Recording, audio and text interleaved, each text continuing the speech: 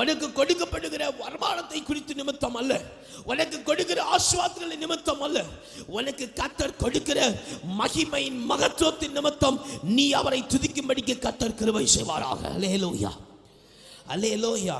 பாருங்க, நாம் திருப்தியா இருப்பதை ஒரு நோக்கமாக கொண்டிருக்கிறோம். அல்லேலூயா. எப்படி நம்ம வாழ்க்கையில திருப்தியா இருக்கிறோம்? இந்த மாசம் இவ்வளவு ரூபாய் கிடைச்சா கொள்ளலாம். அல்லேலூயா. ஒரு கோல், ஒரு தீர்மானத்தை கொண்டிருக்கிறோம். அவைகள் திருப்தி என்று சொல்லப்படுகிற காரியம் நீ நினைத்து வைத்திருக்கிறான ஒரு முடிவு அல்ல, அது ஒரு பரிசு பொருள் என்பதை நீ புரிந்து கொள்ளணும். அல்லேலூயா, அல்லேலூயா. உன் வாழ்க்கையில திருப்தி என்று சொல்லப்படுகிறது.